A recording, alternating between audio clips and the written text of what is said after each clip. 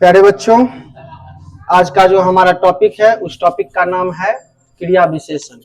आज हम लोग क्रिया विशेषण के बारे में पढ़ेंगे और देखेंगे क्रिया विशेषण में क्या क्या चीज है। ठीक है, क्रिया विशेषण किसको कहते हैं। तो सबसे पहले हम क्रिया विशेषण की परिभाषा के बारे में जानते हैं। तो यहाँ पे परिभाषा है कि जिन शब्दों से क्रिया की विशेषता का पता चलता है। क्रिया का मतलब क्या होता है, सबसे पहले आप समझिए क्रिया का क्या मतलब होता है। क्रिया का मतलब होता है, क्रिया का मतलब जो होता है वो होता है काम। काम तो मतलब किसी भी वाक्य में जो काम हो रहा है, किसी भी वाक्य में जो काम हो रहा है उस कार्य का जो विशेषता बताता है। किसी भी वाक्य में जो कार्य हो रहा है उस कार्य का जो विशेषता बताता है उसको हम क्या कहते हैं, क्रिया विशेषण। हम विशेषण में बताए थे जो संज्ञा या सर्वनाम की विशेषता बताता है। विशेषण में क्या बताए थे, जो संज्ञा या सर्वनाम की विशेषता बताता है उसको हम क्या कहते हैं, विशेषण कहते हैं।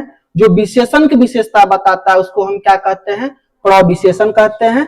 और जो क्रिया का विशेषता बताता है उसको हम क्या कहते हैं, क्रिया विशेषण कहते हैं।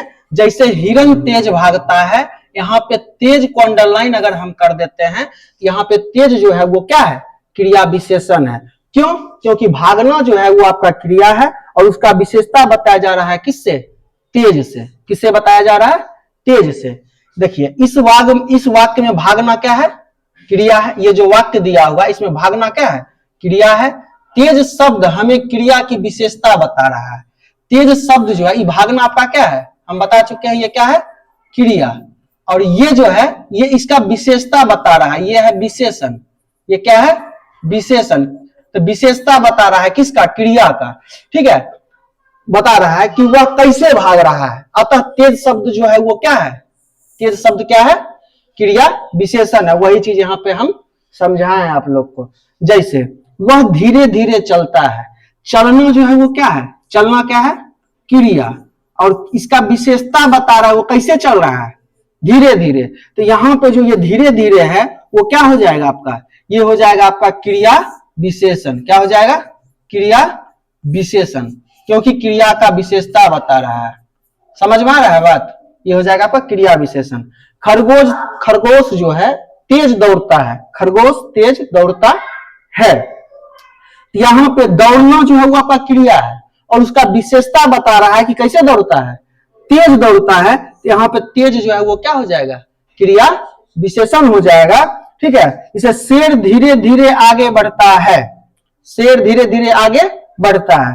तो बढ़ना जो है वो क्रिया हो गया और उसका विशेषता बता रहा है कैसे बढ़ रहा है, धीरे धीरे। तो धीरे धीरे क्या हो जाएगा, क्रिया विशेषण। देखिए यहाँ पे लिखा हुआ भी जो समझाया हुआ भी है कि ऊपर दिए गए उदाहरणों में धीरे धीरे, तेज आदि शब्द चलना, दौड़ना, बढ़ना आदि क्रियाओं की, यहाँ पर जो है चलना, दौड़ना, बढ़ना ये सब क्या है, क्रिया है। और उसका विशेषता बताया जा रहा है किसके द्वारा, धीरे धीरे, तेज के द्वारा, यहाँ धीरे धीरे, इसके द्वारा विशेषता बताया जा रहा है। तो इसीलिए इसको हम कहते हैं क्रिया विशेषण। धीरे धीरे जो है क्रिया विशेषण है, तेज जो है वो भी क्या है, क्रिया विशेषण है। फिर धीरे धीरे जो है वो भी क्या है, क्रिया विशेषण है। अब आगे हम बढ़ते हैं। क्रिया विशेषण का वर्गीकरण 3 आधार पर किया गया है। जैसे आप लोग को शब्द पढ़ाया गया था, जब शब्द पढ़ाया गया था तो शब्द आप 2 आधार पर पढ़े थे, उत्पत्ति के आधार पर या उद्गम की दृष्टि से शब्द के भेद। उद्गम की दृष्टि से शब्द के भेद जो आप लोग पढ़े थे, तत्सम, तद्भव, देशज, विदेशज। फिर एक और आधार पे पढ़े थे, बनावट की दृष्टि पे पढ़े थे। बनावट की दृष्टि से शब्द के 3 भेद था, रूढ़, यौगिक और योग रूढ़ था। बनावट की दृष्टि से कितना भेद था, 3 भेद था। तो उसी तरह से जो है क्रिया विशेषण का वर्गीकरण जो है 3 आधार पर किया गया है। 3 आधार से इसका भेद होता है। सब में मतलब कुछ ऐसा भेद है, हर जैसे प्रयोग के आधार पे अलग भेद होगा, रूप के आधार पे अलग भेद होगा और अर्थ के आधार पे अलग भेद होगा। तो जो भी भेद है कुछ कुछ में जो ऐसा है कि समानता भी है, कुछ कुछ जैसे आगे हम बताएंगे, देखेंगे कि इसका जो है 3 भेद है, इसका 3 भेद है, इसके आधार पर 4 भेद है। तो कुछ ऐसा भी भेद है इसमें समान है तो क्रिया का ही भेद, समान भी है, कुछ अलग भी है। तो सबसे पहले किसके आधार पे हम पढ़ेंगे, प्रयोग के आधार पे क्रिया के भेद। प्रयोग के आधार पे क्रिया का कितना भेद है। ठीक है, आगे हम लोग देखते हैं। देखिए प्रयोग के आधार पर जो है क्रिया के 3 भेद है। प्रयोग के आधार पर कितना भेद है? 3 भेद है। प्रयोग के आधार पर कितना भेद है? 3 भेद है। पहला है साधारण क्रिया विशेषण। पहला क्या है? साधारण क्रिया विशेषण। ठीक है, पहला है साधारण क्रिया विशेषण, दूसरा है संयोजक क्रिया विशेषण, तीसरा है अनुबंध क्रिया विशेषण। ये किसके आधार पर है? प्रयोग के आधार पर जो है क्रिया के कितने भेद हैं? 3 भेद है। पहला है साधारण क्रिया विशेषण, दूसरा है संयोजक क्रिया विशेषण, तीसरा है अनुबंध क्रिया विशेषण। समझ में आ रहा है? उसके बाद रूप के आधार पर क्रिया के 3 भेद हैं। पहला जो है मूल क्रिया विशेषण, दूसरा जो है यौगिक क्रिया विशेषण, तीसरा जो है स्थानीय क्रिया विशेषण। ये किसके आधार पर है? रूप के आधार पे। अगर अर्थ के आधार पे पूछा जाए, ठीक है, तो उसमें आ जाएगा आपका स्थानवाचक क्रिया विशेषण, कालवाचक क्रिया विशेषण, परिमाणवाचक क्रिया विशेषण, रीतिवाचक क्रिया विशेषण। आप लोग यहाँ गौर कर सकते हैं, यहाँ स्थानीय क्रिया विशेषण और यहाँ स्थानवाचक क्रिया विशेषण क्या सेम नहीं लग रहा है? लग रहा है ना एक जैसा? इसमें दोनों एक ही जैसा है। जब हम पढ़ाएंगे तो आप लोग देखिएगा कि दोनों सेम ही है, इसमें कोई ज्यादा अंतर नहीं है। ठीक है, आगे हम लोग बढ़ते हैं। आगे पहले है क्या? प्रयोग के आधार पर क्रिया विशेषण के भेद। तो प्रयोग के आधार पर कितना भेद बताए थे? प्रयोग के आधार पर 3 भेद था, जिसमें से पहला जो था वो क्या था? साधारण क्रिया विशेषण। इसमें क्या है? जिस क्रिया विशेषण या जिन क्रिया विशेषणों का प्रयोग किसी वाक्य में स्वतंत्र रूप से हो वही साधारण क्रिया विशेषण कहलाता है। ये क्रिया के गुण, स्थान, काल, रीति या परिमाण को दर्शाते हैं। उदाहरण के लिए जल्दी, आज, यहां, धीरे धीरे साधारण क्रिया विशेषण है। कहने का अर्थ यह है इसमें कि जो क्रिया विशेषण, ठीक है, डायरेक्ट प्रयोग हो जाता है, डायरेक्ट प्रयोग हो गया, किसी भी वाक्य में स्वतंत्र रूप से प्रयोग हो गया, वो किसी का सहायता नहीं ले रहा है। जैसे हम देखते हैं यहाँ पे, बेटा जल्दी आओ। यहाँ पे जल्दी क्या है? जल्दी क्या है? क्रिया विशेषण है। जल्दी क्या है? क्रिया विशेषण है जो स्वतंत्र रूप से प्रयुक्त हुआ है वाक्य में। स्वतंत्र रूप से आने की क्रिया की विशेषता जल्दी से बताई जा रही है। यहाँ पे आना है, आना क्या है? क्रिया है, और उसका विशेषता किसके द्वारा बताया जा रहा है? जल्दी से। इस वाक्य में डायरेक्ट जल्दी लगा दिए हैं हम, स्वतंत्रता पूर्वक जल्दी को लगा दिए हैं। आगे जब हम पढ़ेंगे तब समझ में आएगा कि स्वतंत्रता पूर्वक का मतलब क्या होता है। आगे जब हम देखेंगे, ठीक है, तो आप लोग कंपेयर कर लीजिएगा। तो बेटा जल्दी आओ, तो डायरेक्ट जल्दी का उपयोग हम कर लिए, डायरेक्ट क्रिया विशेषण का उपयोग कर लिए हैं। हम आज ही जाएंगे, तो जाने में क्रिया का समय आज है। यहां क्या बताया गया है? क्रिया के गुण, स्थान, काल, रीति, परिमाण। मतलब कि क्रिया का गुण भी बताएगा। गुण में जैसे जल्दी जल्दी, धीरे धीरे, ये गुण हो गया। स्थान मतलब किस स्थान पे क्रिया विशेषण, मतलब क्रिया विशेषण का स्थान, ठीक है, किसी स्थान की विशेषता अगर बताए, ठीक है। उसके बाद काल मतलब समय की विशेषता बताए। परिमाण, परिमाण मतलब तो संख्या या तौलने वाला विशेषता बताए, मात्रा विशेषता बताए। समझ में आ रहा है बात, है ना? तो ये हो जाएगा, जैसे मान लीजिए क्रिया है स्थान और उसका विशेषता बताया जा रहा है, ठीक है। जैसे बेटा जल्दी आओ, तो ये तो हो गया आपका क्या? गुण हो गया। हम आज ही जाएंगे, तो आज क्या है? आज समय है, समय को हम क्या कहते हैं? काल। तो काल के बारे में बता रहा है। तुम यहां बैठो, स्थान के बारे में बता रहा है। खरगोश धीरे धीरे दौड़ता है, यहाँ पे धीरे धीरे दौड़ने की विशेषता धीरे धीरे से बता रहा है। ये भी क्या है? गुण है। क्या है? गुण है। तो मतलब इसका परिभाषा अगर पूछे साधारण क्रियावाचक विशेषण का, तो हम किसी भी वाक्य में जो है स्वतंत्रता पूर्वक इसका जो है हम उपयोग करते हैं, प्रयोग करते हैं। और इसमें जो ये क्रिया जो है, क्रिया के गुण, स्थान, काल, रीति, परिमाण, ये सब विशेषता बताता है, ठीक है। उदाहरण के लिए जल्दी, आज, यहाँ, धीरे धीरे, ये सब कौन सा विशेषण है? साधारण क्रिया विशेषण, ठीक है। आगे हम लोग देखते हैं, आगे है संयोजक क्रिया विशेषण। संयोजक का मतलब होता है जोड़ना। संयोजक का मतलब क्या होता है? जोड़ना। जैसे राम खेलता है और मोहन पढ़ता है, तो बीच में जो और है वो दो वाक्य को क्या कर रहा है? जोड़ रहा है। दो वाक्य को क्या कर रहा है? जोड़ रहा है उसको हम संयोजक चिन्ह कहते हैं। समझ में आ रहा है? तो संयोजक क्रिया विशेषण में क्या होता है, जिन क्रिया विशेषण का संबंध किसी उपवाक्य से हो उसे संयोजक क्रिया विशेषण कहते हैं। यह दिखाता है कि एक घटना दूसरे के कारण बनी। ठीक है, मतलब ये बताता है, मतलब इसमें क्या होता है, दो गो वाक्य जुड़ा हुआ रहता है और ये भी बताता है कि जो एक घटना है वो दूसरे घटना कारण हुई है। जैसे यहाँ पे देखिए, मुझे मीटिंग के लिए देर हो रही थी, मुझे मीटिंग के लिए देर हो रही थी, इसलिए यहाँ पे इसलिए जो है वो क्रिया विशेषण है। मैंने टैक्सी ली। आपको नहीं लग रहा है वो टैक्सी लिया है इस वाक्य पे निर्भर है कि नहीं? है? इसको देर हो रहा था, ये वाक्य के द्वारा बता रहा है कि हमको देर हो रहा था इसीलिए मैंने टैक्सी ली, और जुड़ा हुआ किस चीज से है, इसलिए से। ठीक है, तो यहां पे जो है समुच्चयवाचक संयोजक वाचक क्रिया विशेषण हो गया, इसलिए जो है वो कौन सा विशेषण क्रिया विशेषण है, संयोजक वाचक क्रिया विशेषण। और दूसरा चीज ये भी बता रहा है कि पहला वाक्य जो है दूसरा वाक्य जो है पहला वाक्य पर क्या है, निर्भर है। जैसे यहाँ पे फिल्म बहुत लंबी थी फिर भी यह दिलचस्प है। अब अगर ये वाक्य नहीं रहेगा तो इस वाक्य का कोई वैल्यू है? ये वाक्य जो है इस वाक्य पे निर्भर कर रहा है और दोनों को जोड़ कौन रहा है, फिर भी। और ये जो है ये आपका क्या है, संयोजक क्रिया विशेषण। संयोजक का मतलब ही होता है जोड़ना। संयोजक का मतलब क्या होता है, जोड़ना। तो जोड़ने का काम जो कर रहा है वो फिर भी कर रहा है। और इसमें यह भी देखना है कि दूसरा वाक्य जो है पहले वाक्य पर क्या है, निर्भर कर रहा है। आगे हम देखते हैं, छोटा बच्चा सो गया। छोटा बच्चा सो गया तभी दरवाजे की घंटी बजी। तभी दरवाजे की घंटी बजी।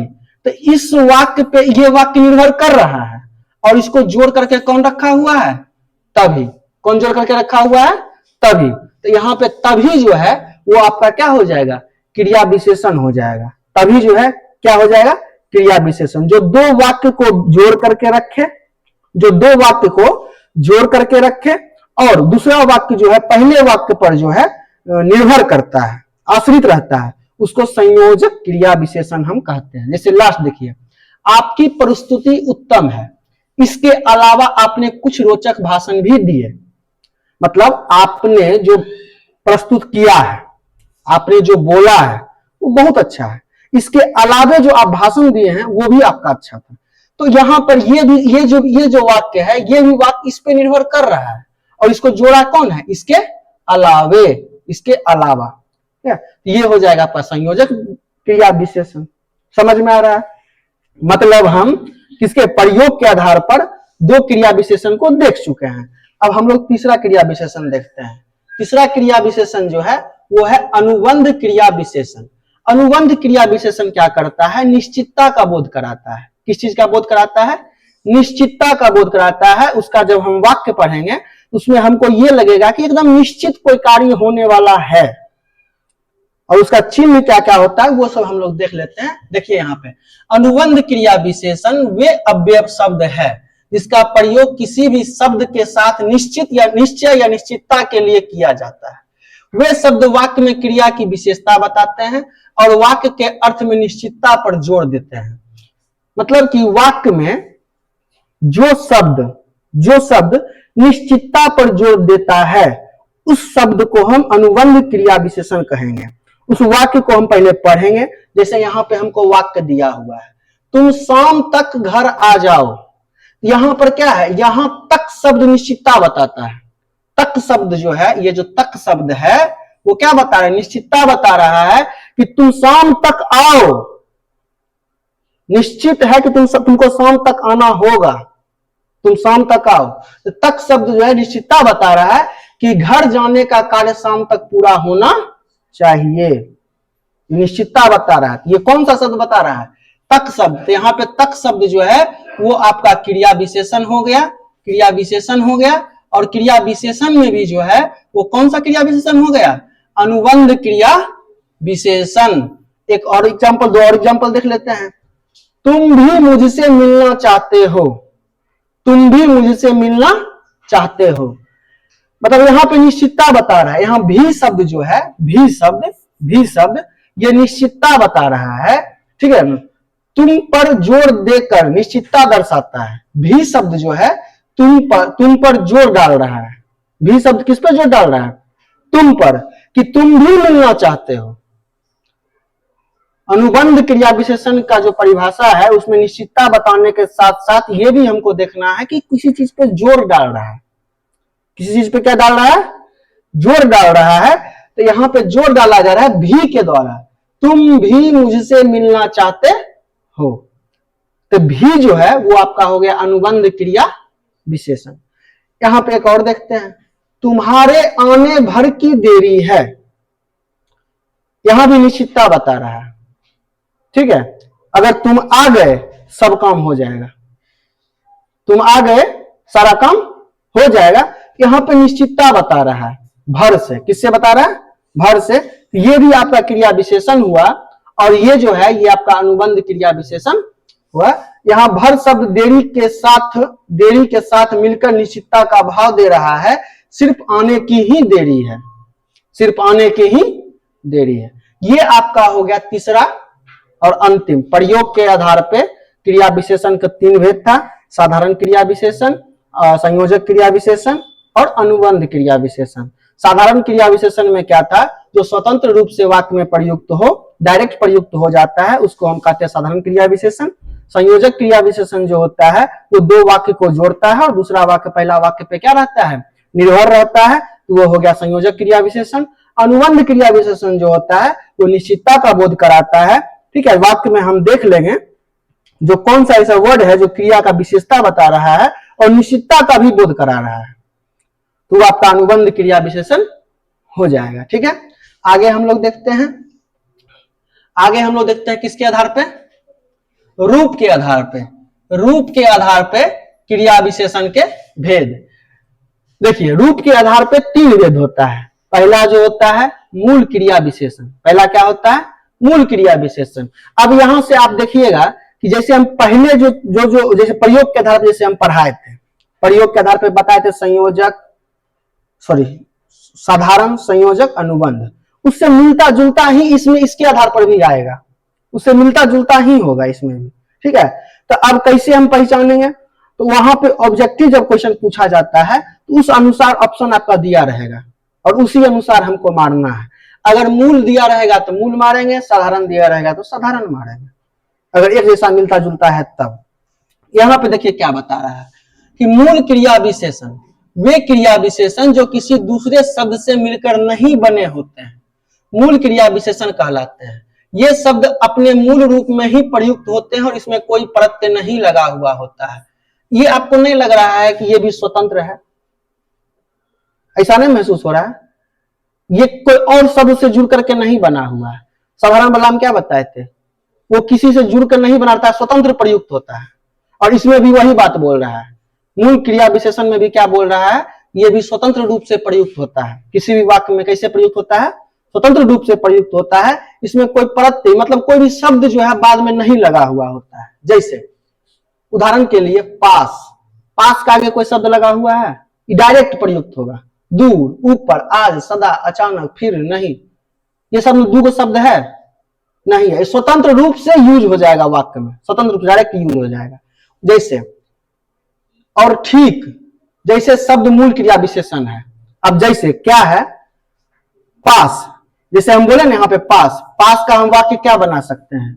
वह मेरे पास बैठा है। वह मेरे पास बैठा है। यहाँ पे पास का उपयोग हुआ है, यहाँ डायरेक्ट पास का उपयोग हो गया है। बैठना हो गया क्रिया और पास बैठा हुआ है, उसका विशेषता बता रहा है। तो बैठना पास क्या हो जाएगा? क्रिया विशेषण। और क्रिया विशेषण में भी कौन सा क्रिया विशेषण? मूल क्रिया विशेषण, क्योंकि ये डायरेक्ट प्रयुक्त हुआ है। डायरेक्ट प्रयुक्त हुआ है। अभी तक आप लोग को यह समझ में नहीं आया होगा कि स्वतंत्र रूप से प्रयुक्त होना किसको कहते हैं।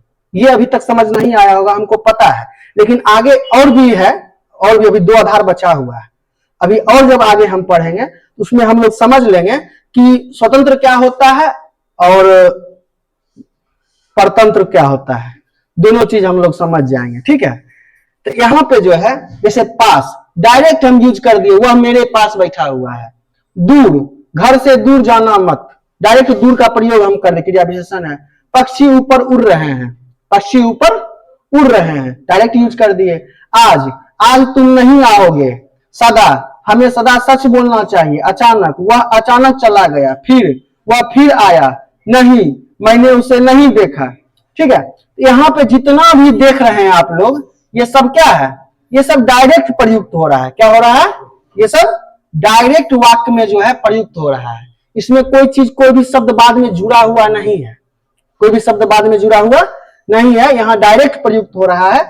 आगे हम लोग समझते हैं यौगिक क्रिया विशेषण। यहाँ क्या है, यौगिक क्रिया विशेषण। ये किसके आधार पे हम बता रहे हैं, ये हम बता रहे हैं रूप के आधार पे। किसके आधार पे, रूप के आधार पे बता रहे हैं। तो अगला है आपका यौगिक क्रिया विशेषण। इसमें क्या है हम लोग देखते हैं। यौगिक क्रिया विशेषण वे क्रिया विशेषण है जो प्रत्यय या अन्य शब्दों के मेल से बनते हैं। ऐसे शब्द एक या एक से अधिक शब्दों के संयोजन से बनते हैं और क्रिया की विशेषता बताते हैं। उदाहरण में यहाँ तक, प्रतिदिन, प्रेम पूर्वक, कभी कभी शामिल है।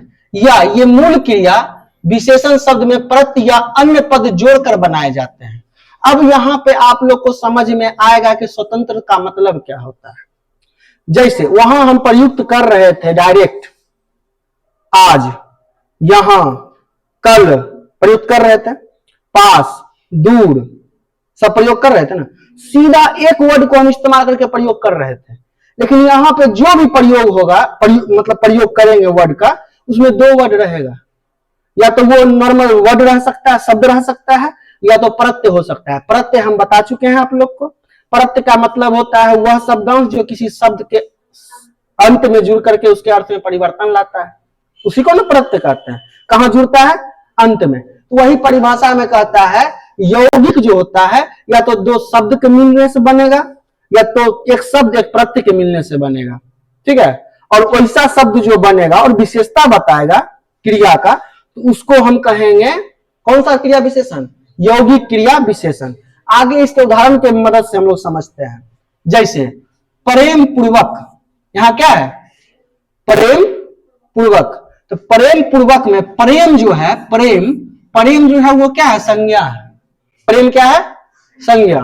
और यहाँ पे पूर्वक जो है वो क्या है, प्रत्यय है, लास्ट में जुड़ा हुआ है। प्रत्यय जो है पूर्वक है। दोनों मिलकर क्या बना, प्रेम पूर्वक।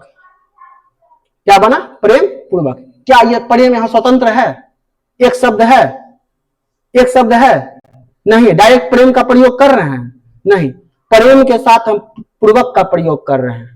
यहाँ स्वतंत्र रूप से हम प्रेम का प्रयोग नहीं कर रहे हैं, यहाँ प्रेम के साथ हम पूर्वक का प्रयोग कर रहे हैं। इसीलिए यह यौगिक क्रिया विशेषण हो जाएगा। क्या हो जाएगा, यौगिक क्रिया विशेषण। इसका उदाहरण जब हम लोग देखेंगे तब और अच्छे से हम लोग को समझ में आएगा। जैसे देखिए, जैसे यहां पे देखिए, अब इस चीज को हम बाद में बताएंगे। जैसे यहां देखिए, घर बाहर, घर और बाहर, यहां पे दो शब्द है, घर और बाहर।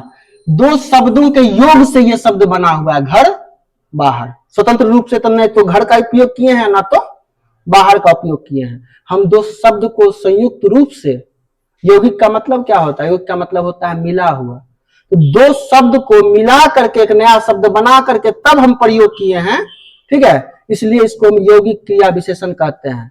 या हम एक शब्द ले लें, एक प्रत्यय ले लें, दोनों को जोड़ दे, उससे जो बना, जैसे एक शब्द लिए प्रेम, एक शब्द लिए, एक प्रत्यय लिए पूर्वक, दोनों को जोड़ करके बना प्रेम पूर्वक। उसका जब हम उपयोग हम वाक्य में करेंगे तो वो जो वाक्य होगा, वाक्य में जो प्रयोग करेंगे, वो जो क्रिया विशेषण होगा, ठीक है, उसको हम कहेंगे यौगिक क्रिया विशेषण। यौगिक का मतलब होता है मिला करके बनाना। ठीक है, जैसे घर बाहर दो शब्दों के योग से मिलकर के बना हुआ है। जैसे जहां तहां, जहां और तहां दो शब्द के योग से बना हुआ है। यथा कर्म, यथा और कर्म दो शब्दों के योग से बना हुआ है। प्रतिदिन, प्रति और दिन प्रत्यय और शब्द के योग से बना हुआ है। प्रेम पूर्वक संज्ञा और प्रत्यय के योग से बना हुआ है। कभी कभी, कभी और कभी, ठीक है ना, कभी और कभी दो शब्दों के योग से बना हुआ है। कि यहाँ पे यौगिक क्रिया विशेषण में सीधा हमको समझना है कि दो शब्द, कितना शब्द, दो शब्द मिला करके जो नया शब्द बन रहा है और वो क्रिया की विशेषता बता रहा है, तो वैसे शब्द को हम यौगिक क्रिया विशेषण कहेंगे। उसमें एक शब्द नहीं होगा।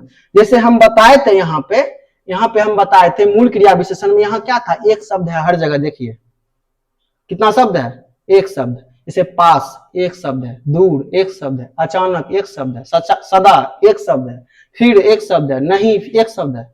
लेकिन यहाँ पे जब हम लोग देखते हैं, यहाँ पे जब हम लोग यौगिक वाला में देखते हैं, तो यहाँ दो शब्द से मिल करके बना हुआ है। कितना शब्द से मिलकर बना हुआ है, दो शब्द से मिल करके बना हुआ है, इसीलिए इसको हम यौगिक क्रिया विशेषण कहेंगे। ठीक है, आगे हम लोग देखते हैं स्थानीय क्रिया विशेषण। ऐसे क्रिया विशेषण जो क्रिया के घटित होने के स्थान या दिशा का बोध कराता है। मतलब वैसा क्रिया विशेषण जो क्रिया के घटित होने के स्थान का पता बताता है या दिशा का पता बताता है, किस दिशा में हुआ है, किस स्थान पे हुआ है। जैसे स्थान के रूप में अगर हम बात करें तो यहाँ क्या है, स्थान। वहां किसके बारे में बता रहा है, स्थान के बारे में बता रहा है। अंदर किसके बारे में बता रहा है, स्थान के बारे में बता रहा है। बाहर किसके बारे में बता रहा है, स्थान के बारे में बता रहा है। पास किसके बारे में बता रहा है, स्थान के बारे में। दूर स्थान के बारे में, ऊपर स्थान के बारे में, नीचे स्थान के बारे में बता रहा है। तो ये सब वाक्य जब आएगा, स्थानीय क्रिया विशेषण हम उसको कहेंगे। क्या कहेंगे, स्थानीय क्रिया विशेषण। समझ में आ रहा है, स्थान के बारे में बताएगा। अगर दिशा की बात करें तो इसमें आ जाएगा बाएं, बाएं, दाएं, ठीक है, पूरब, पश्चिम, उत्तर, दक्षिण। ये सब क्या हो जाएगा, ये सब हो जाएगा आपका दिशा संबंधित क्रिया विशेषण है। इसमें दिशा बताया जा रहा है। ठीक है, जैसे उदाहरण के लिए वह यहां बैठा हुआ है, सॉरी यहां बैठता है, वह यहां बैठता है। यहां पे यहां बैठता है, किस चीज के बारे में बता रहा है, स्थान के बारे में बता रहा है। तो स्थान के बारे में बता रहा है, ये कौन सा क्रिया विशेषण हो जाएगा, स्थानीय क्रिया विशेषण हो जाएगा। घर के बाहर बच्चे खेल रहे हैं, तो बाहर कौन सा क्रिया विशेषण हुआ, स्थानीय। क्यों, क्योंकि स्थान के बारे में बता रहा है कि घर से बाहर खेल रहा है, किसी स्थान पे घर से बाहर में बच्चे खेल रहे हैं। ठीक है, स्थान के बारे में बता रहा है तो स्थानीय क्रिया विशेषण हो जाएगा। सांप जहां है वहीं रहेगा, जहां में हम क्या बताएं, जहां में भी स्थान ही है। तो स्थान या दिशा के बारे में जब बताएगा, स्थान या दिशा के बारे में जब बताएगा, उसको हम क्या कहेंगे, स्थानीय क्रिया विशेषण। समझ में आ गया। ये कौन सा था, तीसरा नंबर था। मतलब दो आधार पे हम लोग क्रिया विशेषण पढ़ चुके हैं, प्रयोग के आधार पे और रूप के आधार पे। ये दो आधार पे क्रिया विशेषण हम लोग पढ़ चुके हैं। सब में कुछ ना कुछ समानता है, किसी भी आधार पे पढ़िए तो कुछ ना कुछ समानता आपको मिलेगा ही मिलेगा। जैसे हम लोग साधारण क्रिया विशेषण पढ़े थे, उसमें भी गुण, स्थान, समय, ये सब के बारे में बताया गया था। यहाँ भी स्थान के बारे में बताया जा रहा है कि नहीं बताया जा रहा है। हाँ? वहां ऑब्जेक्टिव में जब आप लोगों को क्वेश्चन दिया जाएगा, ठीक है, तो जिस अनुसार आपका ऑब्जेक्टिव में ऑप्शन में है उस अनुसार हम मारेंगे। अगर स्थानीय क्रिया विशेषण ऑप्शन में है तो स्थानीय क्रिया विशेषण मानेंगे। वह वहां रहता है, वह वहां पे रहता है, तो वहां जो है रहने का विशेषता बता रहा है, तो वहां जो है आपका क्या हो जाएगा, स्थानीय क्रिया विशेषण, क्योंकि वहां जो है स्थान है। ठीक है, तुम बाएं चले जाओ, तुम बाएं चले जाओ, यहां दिशा के बारे में बता रहा है। किसके बारे में बता रहा है, दिशा के बारे में बता रहा है, तो वो भी स्थानीय क्रिया विशेषण हो जाएगा। क्योंकि स्थानीय क्रिया विशेषण की जो परिभाषा है उसमें साफ साफ बताया गया है, जो दिशा और स्थान के बारे में बताएगा उसको हम क्या कहेंगे, स्थानीय क्रिया विशेषण।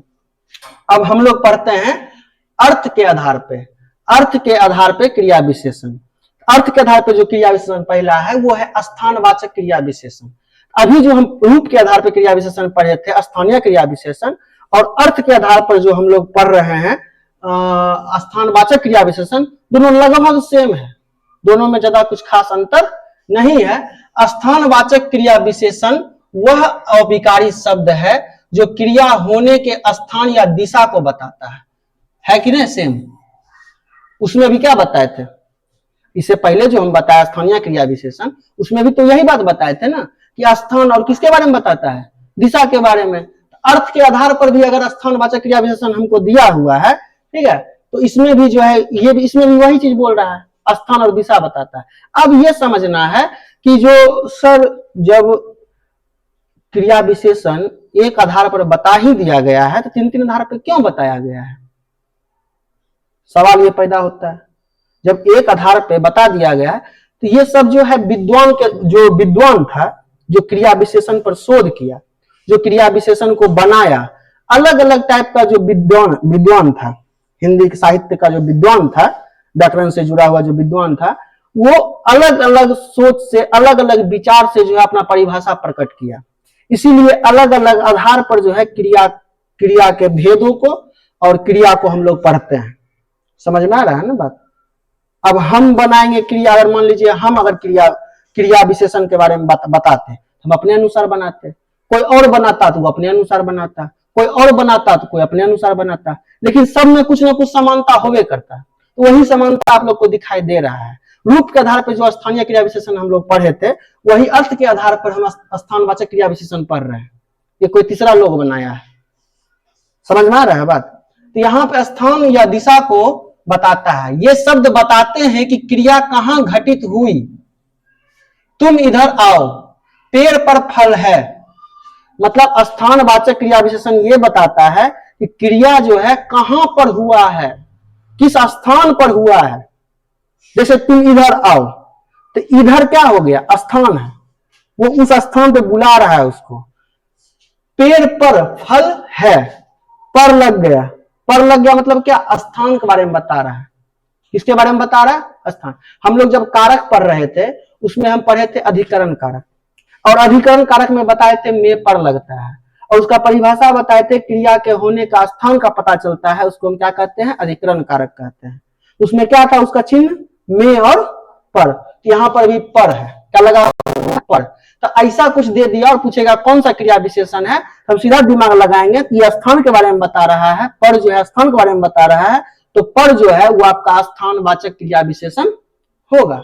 इसका कुछ उदाहरण, जैसे स्थान बताने वाले शब्द, स्थान जैसे उसमें बताए थे, यहाँ वहां कहां जहां भीतर अंदर बाहर सामने ऊपर नीचे दूर पास, ये सब जितना भी क्या है स्थानवाचक क्रिया विशेषण। अभी तुरंत हम वही चीज बताएं इसमें। अब देखिए स्थानीय क्रिया विशेषण में भी तो वही चीज बताएं, यहाँ वहां अंदर बाहर दूर ऊपर नीचे, दोनों सेम ही चीज है। चाहे अर्थ के आधार पर पढ़े चाहे रूप के आधार पर पढ़े, दोनों सेम ही चीज है। तो वही चीज यहाँ पर है। दिशा बताने वाले, इधर उधर किधर जिधर दाएं बाएं आगे पीछे उत्तर दक्षिण पूर्व पश्चिम जितना भी है, क्या हो जाएगा, दिशा बताने वाला हो जाएगा। इसको हम या तो स्थानीय क्रिया विशेषण कह सकते हैं या तो स्थानवाचक क्रिया विशेषण कह सकते हैं, बात बराबर है। उदाहरण के लिए तुम इधर आओ, इधर स्थानवाचक क्रिया विशेषण है। इधर क्या है, स्थानवाचक क्रिया विशेषण जो आओ के होने की दिशा बताता है। आओ के होने की क्या बताता है, दिशा बताता है। तुम इधर आओ, इधर जो है वो स्थानवाचक क्रिया विशेषण है और दिशा भी बता रहा है, इधर आओ। कोई ना कोई दिशा तो बताएगा ना, दिशा बताएगा। उदाहरण 2, घर के आसपास वृक्ष है। घर के आसपास क्या है, वृक्ष है। आसपास स्थानवाचक विशेषण है। आसपास का मतलब क्या हुआ, स्थान ही होगा, कोई आसपास होगा ना, आसपास क्या होगा, कोई स्थान होगा। और जो क्रिया के होने के स्थान को बताता है, क्रिया के होने का क्या बताता है, स्थान को बता रहा है, तो स्थानवाचक क्रिया विशेषण हो गया। उसी तरह तुम अंदर जाकर बैठो, तो अंदर जो है, मान लो हम बोले तुम अंदर जाकर के बैठो, तो अंदर क्या है, स्थान है। अंदर क्या है, स्थान है। स्थानवाचक क्रिया विशेषण है जो क्रिया बैठो के होने की विशेषता बता रहा है। होने की क्या बता रहा है, विशेषता बता रहा है। इसीलिए ये कौन सा क्रिया विशेषण हो जाएगा, स्थानवाचक क्रिया विशेषण। सिंपल है, ज्यादा दिमाग नहीं लगाना। अभी तक हम क्या क्या पढ़ चुके हैं, जो क्रिया की विशेषता बताता है उसको हम क्या कहते हैं, क्रिया विशेषण। जैसे धीरे धीरे, तेज, जल्दी, थोड़ा थोड़ा, ठीक है, ये सब क्या हो गया, क्रिया विशेषण हो गया। क्रिया विशेषण को हम लोग 3 आधार पे बांटे हुए हैं। पहला जो है, पहला क्या है, प्रयोग के आधार पे, दूसरा है रूप के आधार पे, तीसरा है अर्थ के आधार पे। पहला प्रयोग के आधार पे 3 भेद होता है। पहला होता है साधारण क्रिया विशेषण, दूसरा होता है संयोजक क्रिया विशेषण, तीसरा जो होता है अनुबंध क्रिया विशेषण, साधारण क्रिया विशेषण जो होता है वो स्वतंत्र रूप से प्रयुक्त होता है, एक वर्ड ही डायरेक्ट प्रयोग हो जाएगा, सीधा प्रयोग होगा, उसमें कोई अलग से कोई शब्द नहीं लगे, डायरेक्ट प्रयोग हो जाएगा। ठीक है, उसको हम साधारण क्रिया विशेषण कहते हैं। समझ में आ गया बात। उसके बाद होता है संयोजक क्रिया विशेषण, जो दो वाक्य को जोड़ता है, बीच में लगा हुआ रहता है, जैसे इसलिए, और, या, ये सब क्या हो जाएगा आपका संयोजक क्रिया विशेषण, जो दो वाक्य को जोड़ रहा है और दूसरा वाक्य जो है पहला वाक्य पर क्या कर रहा है, निर्भर रह रहा है। अनुबंध क्रिया विशेषण में हम क्या बताए थे, निश्चितता का बोध कराता है। जब हम वाक्य को पढ़ेंगे तो निश्चितता का बोध कराएगा कि तुम शाम तक घर आ जाओ। यहाँ पे तक से बताया जा रहा है कि तुम शाम तक, तुमको निश्चित है कि तुमको शाम तक घर आना ही आना है, निश्चितता बता रहा है। ठीक है, तो ये हो गया आपका अनुबंध क्रिया विशेषण। उसके बाद हम बताए थे रूप के आधार पे, रूप के आधार पे जो पहला हम बताए थे उसका नाम क्या था, मूल वाचक क्रिया विशेषण। जैसे हम साधारण क्रिया विशेषण बताए थे वैसा ही मूल वाचक क्रिया विशेषण है। ये भी, इसमें भी कोई प्रत्यय नहीं जुड़ता, कोई शब्द नहीं जुड़ता, ये डायरेक्ट प्रयोग होता है। जैसे पास, दूर, ऊपर, नीचे, ये सब जो भी है ये सब क्या है, डायरेक्ट प्रयोग हो रहा है। समझ में आ रहा है। ये हो गया आपका मूल क्रिया विशेषण, जब हम किसके रूप के आधार पर आए। दूसरा क्या बताए थे हम, हाँ, यौगिक। यौगिक में जब हम बताए थे वो दो शब्द या एक शब्द एक प्रत्यय के जुड़ने से जो नया शब्द बन रहा है, उस नया शब्द बन रहा है, वो नया शब्द अगर क्रिया विशेषण है तो वो क्रिया विशेषण जो होगा यौगिक क्रिया विशेषण होगा। जैसे प्रेम पूर्वक, ठीक है, अंदर बाहर, है कि ना। तो ये सब जो है क्या है, ये सब जो है आपका यौगिक क्रिया विशेषण है, क्योंकि दो शब्द से मिलकर के बना हुआ है। समझ में आ गया। उसके बाद हम बताए थे स्थानीय क्रिया विशेषण, प्रयोग के आधार पर। स्थानीय क्रिया विशेषण में हम क्या बताए थे, जो स्थान और दिशा के बारे में बताता है, जैसे यहाँ, वहां, कहां, ठीक है, पूरा, पश्चिम, उत्तर, दक्षिण, दाएं, बाएं। समझ में आया, इधर उधर, ये सब जो भी था वो सब क्या था, स्थानीय क्रिया विशेषण। और स्थानवाचक क्रिया विशेषण हम यहाँ बता रहे हैं वो भी सेम ही है। जैसे स्थानीय क्रिया विशेषण था वैसे ही स्थानवाचक क्रिया विशेषण है। दोनों में अंतर यही है कि वो प्रयोग के आधार, वो रूप के आधार पे था, ये आपका अर्थ के आधार पर है। दोनों का एग्जाम्पल सेम ही होगा। यहाँ पे देखिए इसका उदाहरण भी हम आपको बता दिया। स्थान के बारे में बताएगा या तो दिशा के बारे में बताएगा, सीधा हम या तो स्थानीय मारेंगे या तो स्थानवाचक मारेंगे। अगर अर्थ के आधार पर पूछ रहा था स्थानवाचक मारेंगे, अगर प्रयोग रूप के आधार पर पूछ रहा है तो स्थानीय मारेंगे। आगे हम लोग समझते हैं, आगे है कालवाचक क्रिया विशेषण। काल से सीधा समझ में आ रहा है, काल का मतलब क्या होता है, समय। काल का मतलब क्या होता है, समय। जिन अव्यय शब्दों से क्रिया के होने के समय का पता चले उन्हें कालवाचक क्रिया विशेषण कहते हैं। इसमें ज्यादा दिमाग नहीं लगाना है, इसमें सीधा सा समझना है कि समय का पता चलेगा। अगर कोई भी वर्ड क्रिया विशेषण है, क्रिया विशेषण पहचानने के लिए तो हम बता ही दिए हैं, जो क्रिया की विशेषता बताएगा, और उसको हम पहले खोज लेंगे। उसको खोजने के बाद हम लोग अब दिमाग लगाएंगे कि ये है क्या। अगर स्थान है तो स्थानीय क्रिया विशेषण या स्थानवाचक क्रिया विशेषण। सीधा प्रयुक्त हो रहा है तो या तो मूलवाचक क्रिया विशेषण या तो साधारण क्रिया विशेषण। अगर दो वर्ड को जोड़ रहा है, दो वाक्य को जोड़ रहा है तो हो जाएगा संयोजक क्रिया विशेषण। निश्चितता बता रहा है, हो जाएगा अनुबंध क्रिया विशेषण। ठीक है, दो वर्ड को जोड़ करके एक नया वर्ड बना के क्रिया विशेषण है, यौगिक क्रिया विशेषण। ठीक है, तो इसमें क्या कहता है, इसमें समय के बारे में बताता है। जैसे आज बरसात होगी, तो आज क्या है, समय है। ठीक है, होना विशेषता बताया जा रहा है किससे, आज से। तो आज क्रिया विशेषण है और समय है तो कालवाचक क्रिया विशेषण हो जाएगा। वह कल आएगा, आने का क्रिया, आना जो है वो क्या है, क्रिया है। आना क्या है, क्रिया, और उसका विशेषता बता रहा है किससे, कल से। ये क्रिया विशेषण क्या हो जाएगा, कल। कल क्या हो गया, क्रिया विशेषण। अब क्रिया विशेषण में कौन सा क्रिया विशेषण, यहाँ कल जो है क्या है, समय है। कल जो क्या है, समय है, तो यहाँ पे हो जाएगा आपका कौन सा क्रिया विशेषण, कालवाचक क्रिया विशेषण। मैं अभी अभी आया हूं, आना क्या हो गया, फिर क्रिया हो गया। और अभी अभी समय के बारे में बता रहा है। अभी अभी क्या है, समय है। समय का बोध हो रहा है ना, तो समय है तो यहाँ हो जाएगा कालवाचक क्रिया विशेषण। उसने बार बार कोशिश की, तो कोशिश हो गया आपका क्रिया, कोशिश हो गया क्रिया। और बार बार जो हो गया वो हो गया आपका क्या, क्रिया विशेषता बता रहा है बार बार के द्वारा। और बार बार जो है वो क्या है, समय है, वो बार बार कर रहा है, ठीक है, समय बोध हो रहा है ना, ये हो जाएगा आपका कालवाचक क्रिया विशेषण। जैसे वह प्रतिदिन व्यायाम करता है, करना हो गया क्रिया, और प्रतिदिन जो हो गया वो विशेषता बता रहा है, प्रतिदिन क्या बता रहा है, विशेषता। तो ये करना का विशेषता प्रतिदिन से बता रहा है, तो प्रतिदिन क्या हो जाएगा, प्रतिदिन क्या हो जाएगा, क्रिया विशेषण। और क्रिया विशेषण में कौन सा क्रिया विशेषण, कालवाचक क्रिया विशेषण। समझ में, इसमें ज्यादा दिमाग नहीं लगाना, समय के बारे में बताएगा। आगे हम लोग बढ़ते हैं, आगे है परिमाणवाचक क्रिया विशेषण। परिमाण का मतलब होता है संख्या या मात्रा, विशेषण में आप लोग को हम पढ़ा चुके हैं। परिमाण का मतलब क्या होता है, संख्या या मात्रा। संख्या का मतलब जिसको हम गिन सकते हैं, मात्रा का मतलब जिसको हम तोल सकते हैं, ठीक है। परिमाणवाचक क्रिया विशेषण वे शब्द हैं जो क्रिया की मात्रा, परिमाण या संख्या को बताता है। उदाहरण के लिए वह बहुत खाती है, वह बहुत खाती है, ठीक है, वह बहुत खाती है।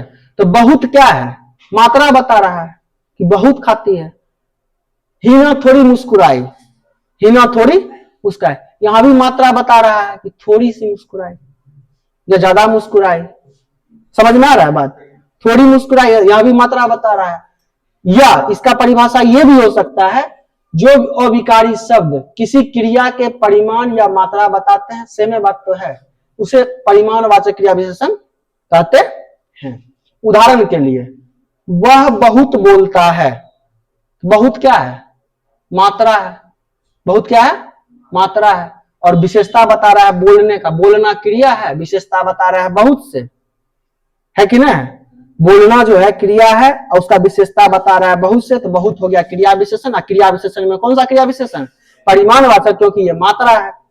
उसने थोड़ा पानी पिया, उसने थोड़ा पानी पिया, तो पानी भी क्या है, मात्रा है, जिसको हम, पानी क्या है, मात्रा है ना, जिसको हम नापियन सकते हैं, है? उसका विशेषता पीना, पीना विशेषता किसके द्वारा बता रहा है, थोड़ा के द्वारा। तो थोड़ा कौन सा विशेषण हो जाएगा, परिमाणवाचक विशेषण।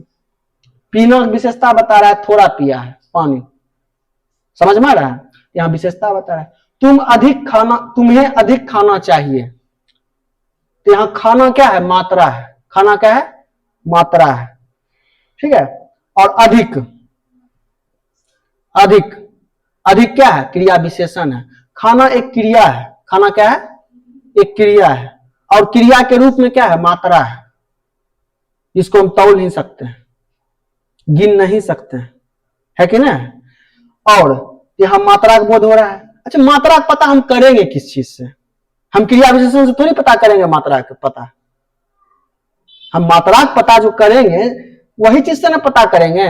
जैसे बोलना, तो बोलना को हम गिन सकते हैं, नहीं गिन सकते हैं, बोलना को गिन नहीं सकते, माप सकते हैं। बोलना को हम माप सकते हैं, मशीन आता है उसको हम माप सकते हैं, गिन नहीं सकते हैं। तो मात्रा का बोध हो रहा है, और मात्रा की जो विशेषता बता रहा है, तो वो ये क्रिया विशेषण जो होगा वो कौन सा क्रिया विशेषण होगा, परिमाण क्रिया, परिमाणवाचक क्रिया विशेषण। यहाँ सीधे सीधे कह रहा है जो संख्या और मात्रा की विशेषता बताता होगा उसको हम परिमाणवाचक क्रिया विशेषण कहते हैं। यहाँ भी पानी क्या है, जिसको हम नाप सकते हैं, तो नापना में क्या आएगा, मात्रा, क्या आएगा, मात्रा।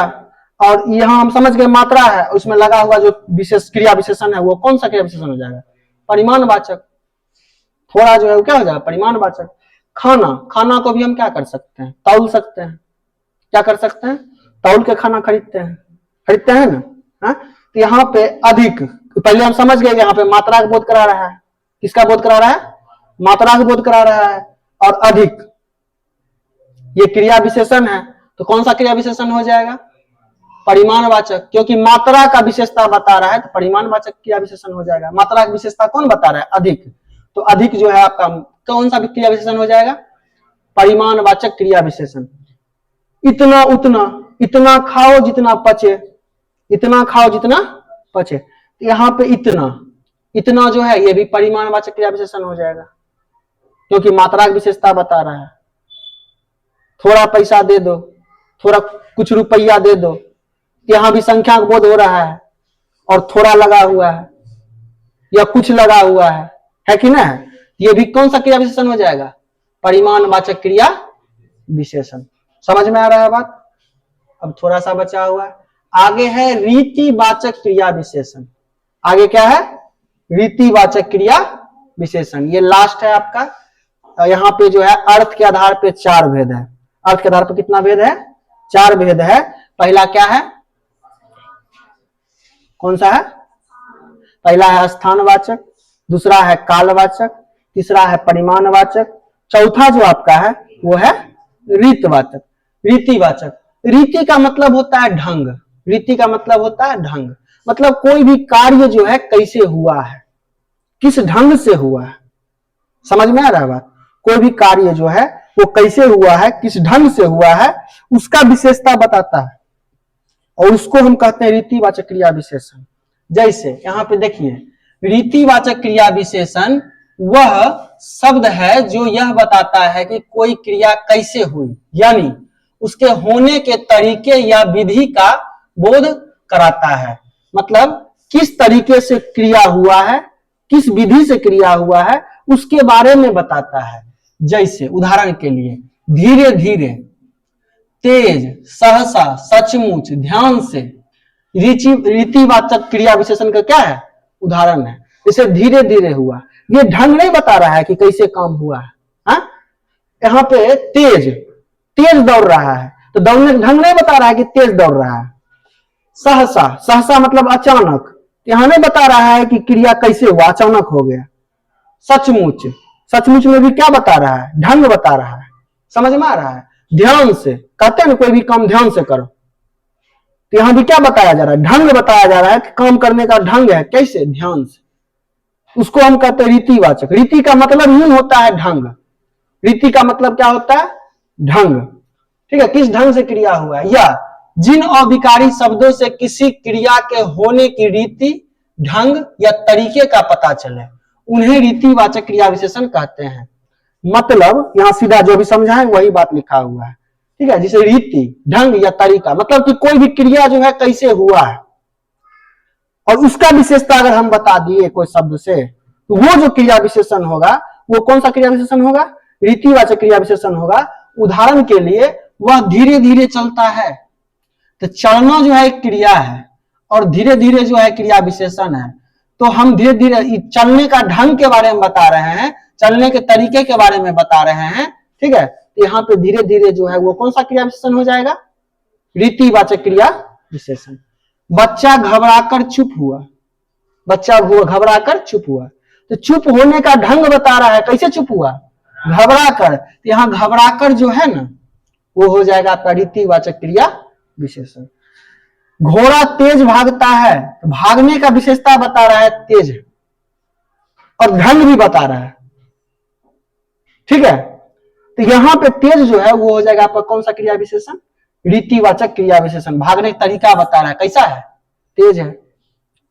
सिपाही फुर्ती से चोर पर झपटा, कैसे झपटा? फुर्ती से।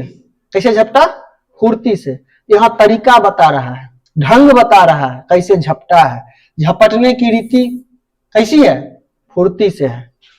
आज अचानक ठंड बढ़ गई, आज अचानक ठंड बढ़ गई, तो बढ़ने की रीति अचानक हुई है, तो अचानक जो है वो कौन सा क्रिया विशेषण हो जाएगा?